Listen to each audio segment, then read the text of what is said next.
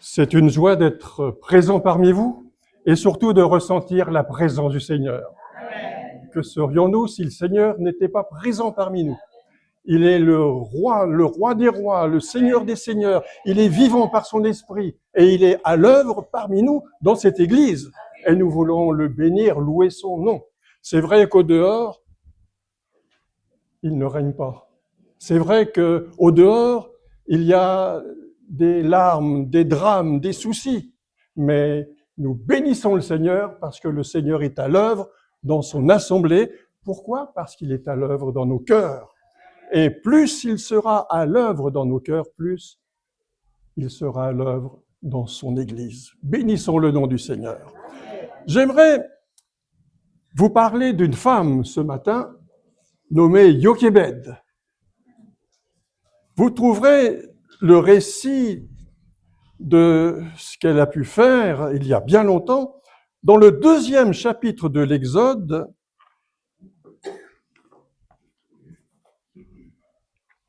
à partir du verset 1er. 2e livre de l'Exode au chapitre 1er.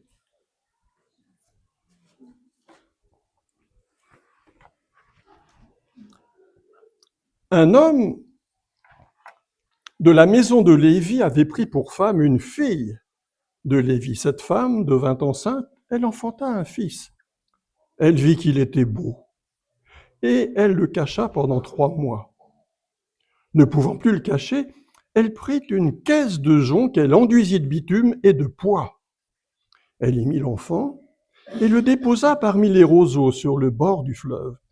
La sœur de l'enfant se tint à quelque distance pour savoir ce qui lui arriverait. La fille de Pharaon descendit au fleuve pour se baigner, et ses compagnes se promenèrent le long du fleuve. Elle aperçut la caisse au milieu des roseaux, et elle envoya sa servante pour la prendre. Elle l'ouvrit et vit l'enfant. C'était un petit garçon qui pleurait.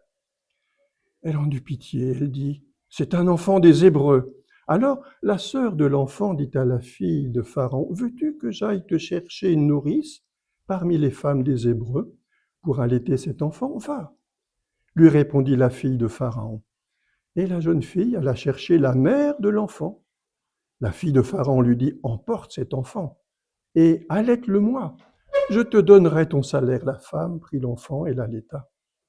Quand il eut grandi, elle l'amena à la fille de Pharaon et il fut pour elle comme un fils. Elle lui donna le nom de Moïse, car, dit-elle, je l'ai retiré des eaux. Et nous pouvons dire Amen. Les touristes qui de nos jours vont en Égypte et ont la chance de remonter le Nil voient défiler sous leurs yeux des paysages qui n'ont pas changé pratiquement depuis 4000 ans. Ce qui a changé, c'est l'eau du fleuve qu'on vous recommande de ne pas boire, à moins de vouloir tomber malade. Et ce qui a changé aussi, ce sont les crocodiles, qui maintenant, si on veut les voir, il faut aller au Soudan, au-delà de la 3e cataracte. Il y en a encore.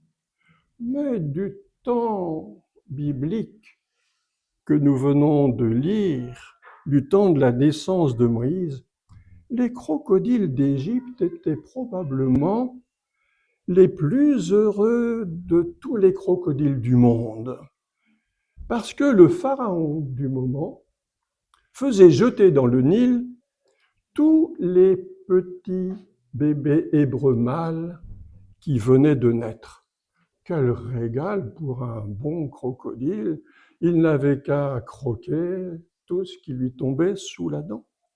Et voilà que bientôt, au bout de quelque temps, le cri des petits garçons ne résonnait plus dans les villages des Hébreux, parce qu'on ne voyait plus que des petites filles.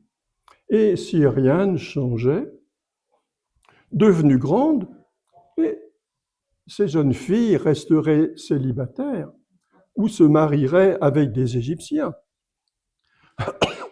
En une seule génération, les enfants d'Abraham auraient disparu de la face de la terre. Pourquoi cela? Parce que Pharaon était dérangé par la prospérité des Hébreux. Il les avait pourtant réduits à l'esclavage en leur faisant fabriquer des briques d'une manière très, très autoritaire, très dure. Mais malgré cet esclavage, les Hébreux s'épanouissaient toujours.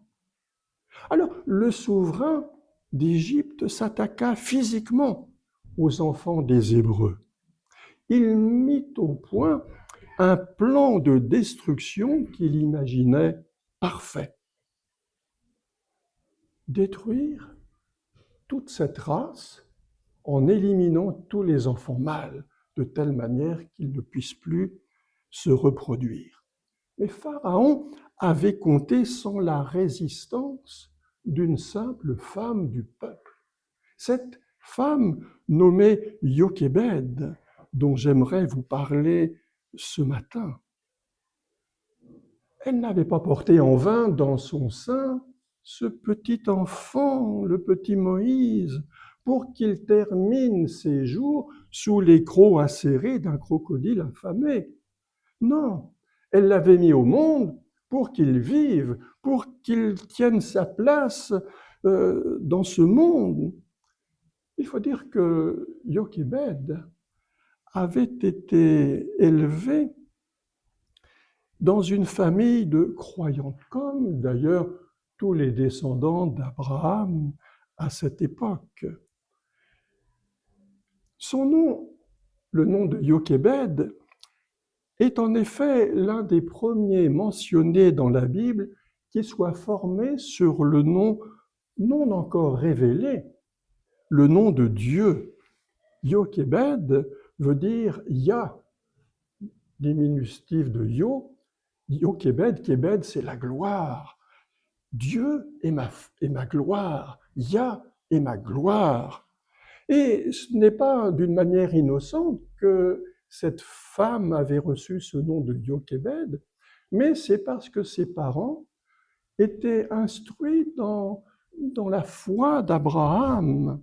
Oh, que connaissaient les Hébreux de Dieu à cette époque!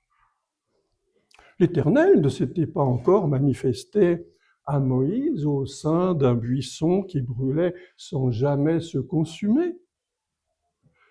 L'Éternel ne s'était pas encore révélé à Moïse par ces 10 paroles prononcées en haut d'un Sinaï, zébré par les éclairs, entouré de fumée, secoué par des tremblements de terre.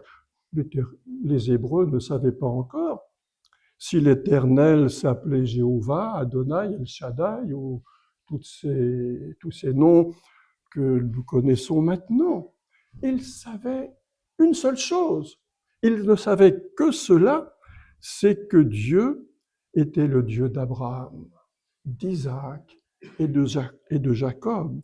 Ils savaient seulement qu'il y a bien longtemps, Dieu avait dit à Abraham, « Pars de ton pays vers le pays que je te montrerai », et que depuis que Abraham avait obéi à ce Dieu, alors Dieu bénissait non seulement Abraham, Isaac, Jacob, mais tous les descendants d'Abraham.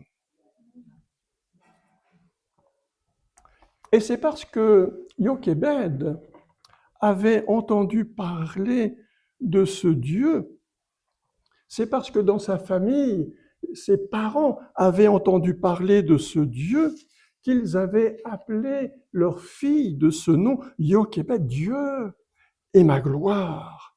Oh, vous savez, dans la famille de Jochébed, ses parents, ses arrière-grands-parents et toute la famille parlaient de ce Dieu qui avait un jour demandé à Abraham de partir de ce pays de Chaldée. On parlait de ce Dieu qui avait conduit Isaac, qui avait parlé avec Jacob. On parlait de ce Dieu avec lequel Jacob avait même lutté au point de finir par se mettre à genoux et de demander à ce Dieu de le bénir. Oh, dans la famille de Jochebed, on n'avait pas de texte écrit, cela n'existait pas, mais on avait une mémoire qui se transmettait de génération en génération, et on évoquait parfois à la veillée ce Dieu qui avait ordonné à Adam de ne pas manger du fruit d'un certain arbre, de la connaissance du bien et du mal. On parlait aussi de cette histoire de ce Dieu qui avait demandé à Noé de construire une arche en bois pour y faire entrer tous les animaux que Dieu avait créés avant que les eaux ne recouvrent la surface de la terre. Oh, c'était parce que l'humanité à cette période, à cette époque, était en révolte contre Dieu. Et Dieu avait décidé de châtier cette humanité. Et tous ces récits que Jochebed avait entendus dans son enfance avaient marqué sa mémoire d'adulte. Et maintenant, elle en parlait dans sa famille, elle en parlait à son mari, elle en parlait à ses enfants. Vous savez que tout ce que l'on vit dans sa jeunesse, tout ce que l'on peut entendre dans sa jeunesse, soit en bien, soit en mal, a de grandes répercussions dans sa vie d'adulte. De telle manière, on a pu être élevé, et bien de telle manière, la vie d'adulte va souvent se passer.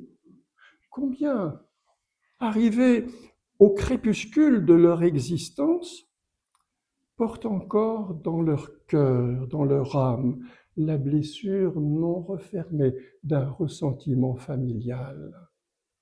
Combien, au soir de leur vie, ont encore de la haine, un manque de pardon, quelque chose qui remonte à leur enfance.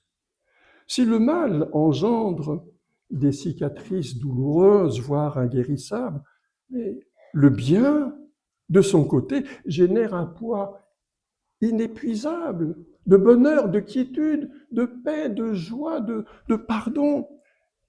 Celui qui a eu la chance d'entendre parler de Dieu dans son enfance a reçu dans son cœur une semence de vie qui finira tôt ou tard par germer en valeur éternelle.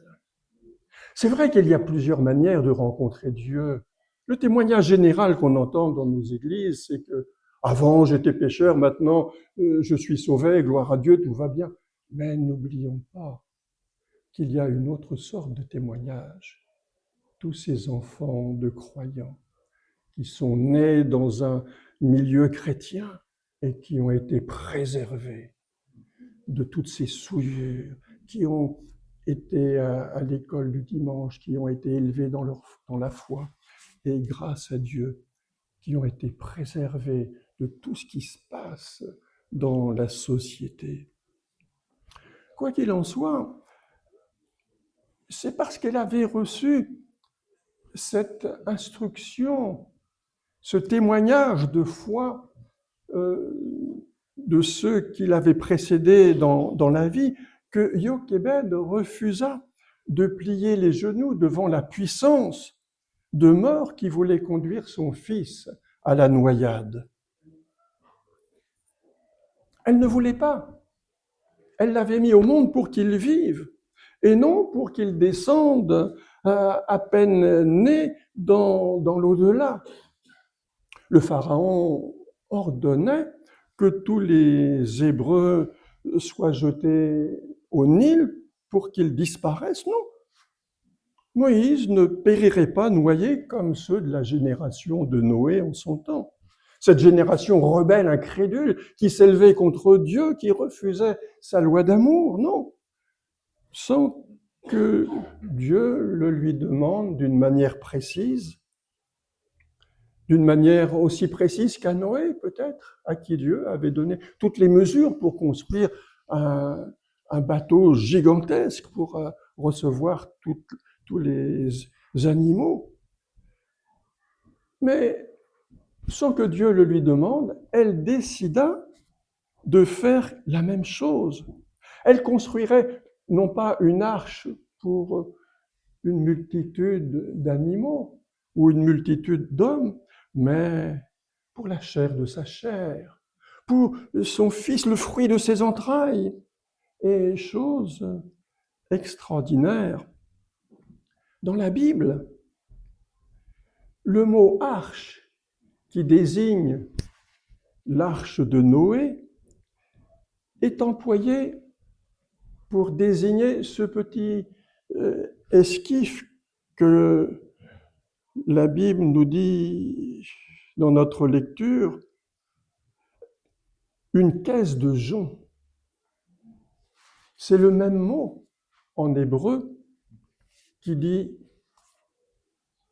que Noé construisit une arche et que Jochébed construisit une petite embarcation, un genre de panier recouvert de pois et de bitume.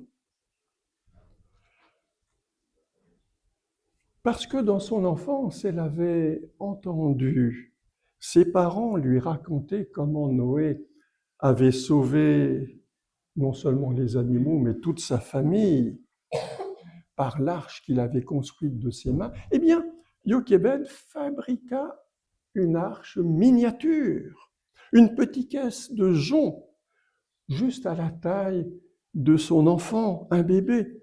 Et elle espérait avec la foi qu'elle avait que ce Dieu qui avait fait sortir vivant Noé de l'arche après le déluge, elle espérait que, eh bien, par un autre miracle, Dieu permettrait que son enfant sorte vivant de ce qu'elle allait faire. Mais il fallait encore déposer ce petit panier d'osier avec son enfant dans le Nil, les yeux baignés de larmes. Alors Jochébed fit quelques pas dans le fleuve, et après un dernier baiser, elle referma le couvercle, et le courant emporta son enfant parmi les roseaux des berges du Nil. Tandis que Myriam, la petite sœur, ou la grande sœur par rapport à Moïse, restée sur place, avait aussi l'espoir insensé. Elle regardait pour savoir ce qui allait arriver. Quelle histoire extraordinaire, dites donc, qui, me semble-t-il, est toujours d'actualité. Parce qu'il me semble que l'Esprit du Seigneur ce matin cherche d'autres mères en Israël, qui est un courage analogue à celui de Jochébed dans ces situations qui font pleurer non seulement les mères, mais les pères, les grands-parents. Ne le voyez-vous pas, mais le pharaon de ce monde de ténèbres a décidé de mettre à mort non plus les enfants des seuls Hébreux, mais les enfants de tous les croyants du monde entier. Les croyants de toutes les générations, parce que ça fait longtemps qu'il est à l'œuvre. Il ne veut plus que les croyants se multiplient, qu'ils restent dans la bonne et saine doctrine de la foi. Non. Le voyez-vous, ce qu'il fait dès leur prime jeunesse, mais il inocule dans ces âmes malléables ces poisons les plus pernicieux. Comme du temps de Jochébed, il envoie ses sbires, ses soldats, dans nos demeures, dans nos foyers, là, dans la télévision, là, sur les tablettes, sur les téléphones. Mais avez-vous déjà regardé ce que nos enfants regardent? Entendu ce qu'ils entendent? Ils sont noyés dans un flot, dans les flots d'un mode de vie qui les éloigne de plus en plus de Dieu, qui les tourne vers des plaisirs factices. Mais ils sont là, non seulement dans nos foyers, dans nos écoles, pour leur apprendre. Pour leur apprendre quoi? Le ministère de l'Éducation nationale. Mais éduquer nos enfants, mais c'est le travail du père et de la mère, et non de la société. La société a son rythme, son rythme de vie, ses valeurs, ses normes, mais c'est à nous d'élever nos enfants. Combien dans leur enfance sont déjà comme démolis par tout ce qu'ils voient, tout ce qu'ils entendent. Si l'on regarde ce que nos enfants peuvent consulter, on peut y voir toutes sortes d'histoires avec des châteaux hantés, des sorcières maléfiques, des magiciens démoniaques, des crimes sanglants, des vols, des mensonges, des adultères, un genre de vie qui est en contradiction avec ce que dit la parole de Dieu. Tenez, pas plus tard qu'hier soir, je descendais ma poubelle et j'étais assailli par une troupe d'enfants qui me réclamaient des bonbons, et comme j'en avais pas, j'avais ma poubelle à la main, je n'allais pas leur donner. Ils m'ont jeté des sorts. Ils avaient quoi? Une dizaine d'années. C'était déguisé. Ça fait rire. Ça devrait faire pleurer. Écoutez, nous sommes dans un monde qui glorifie le lait. Allez voir dans l'une des plus belles places de Paris. Vous y verrez une grenouille énorme, géante, qui ne montre même pas sa figure, mais qui montre son derrière. Et c'est quoi cette société? On nous montre le vice, le crime. Nous baignons dans cet univers, mais nos enfants également. Oh, vous avez beau offrir à vos enfants une belle Bible illustrée avec des belles images, des images en couleur, les conduire à l'instruction religieuse donnée avec bienveillance, compétence par des moniteurs et des monitrices dévoués. Mais c'est une goutte d'eau. Parce qu'à longueur de semaine, à longueur d'année, ils reçoivent les bases d'un enseignement qui sape les moindres fondements de leur foi naissante. Ils vivent des amitiés légitimes peut-être, mais qui les écartent souvent du droit chemin, du bon chemin. Ils sont rivés à leur téléphone, à leur tablette, sont influencés par des sites Internet parfois peu recommandables. C'est pourquoi, voyez-vous, Dieu cherche des Jochébed qui décident de ne pas plier le genou devant le pharaon de ce monde de ténèbres et qui décident de marcher à contre-courant de ce vent de pollution morale qui souffle de nos jours. Dieu cherche des Jochébed qui n'aient pas peur du ridicule de vivre autrement que cette norme qui s'impose à tous maintenant, même si elles sont seules à réagir de cette manière. Imaginez un peu ce qu'a dû faire Jochébed à son époque. Elle a caché Moïse pendant 3 mois chez elle, alors que le Pharaon ordonnait que tous ceux qui naissaient, tous les petits garçons, soient jetés au Nil dès le jour de leur naissance.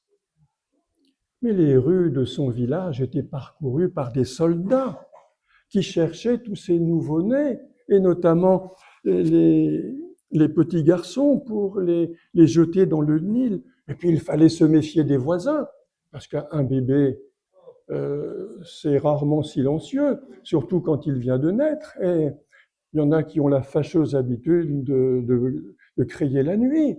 Donc la nuit, ça se repère, ça s'entend. Imaginez tout ce que cette mère a dû inventer, a dû faire pour cacher son fils. S'il y a un temps pour prier, il y a aussi un temps pour agir. Et ce que fit Jochebed, mais tous les parents peuvent le faire. Elle ne se contenta pas de faire confiance à Dieu en attendant que de sa grande bonté, sa sagesse, sa force, sa puissance éternelle, il intervienne et pose sa main sur son fils et le délivre de ce vilain Pharaon. Non. Elle ne se contenta pas de se lamenter avec les autres mères qui avaient été privées de leur fils sur le destin tragique de tous les petits garçons de son village, non. Cette femme, Jochebed, décida d'agir pour sauver Moïse de la mort en se souvenant de cette arche qui avait préservé Noé de la mort au jour du déluge. Il me semble que trop de parents chrétiens s'en remettent passivement aux autres en ce qui concerne l'éducation de leurs enfants. Dans les églises, mais on se décharge sur le moniteur. Le moniteur ou la monitrice pour l'instruction religieuse de ses enfants. Alors que c'est à chacun de lui apporter cette base, cet enseignement, par l'exemple que nous pouvons leur donner. N'avez-vous jamais pensé ce que ferait Jochebed si elle était à votre place en 2025 en France? Vous avez prié Dieu pour qu'il agisse en faveur de vos enfants, c'est bien. Vous avez demandé à Dieu de toucher leur cœur, c'est bien. Mais Jochebed fit quelque chose de plus. Pendant 3 mois, elle allaita Moïse pour lui permettre de survivre sur le Nil. Un nouveau-né de quelques heures jeté dans le Nil n'avait aucune chance.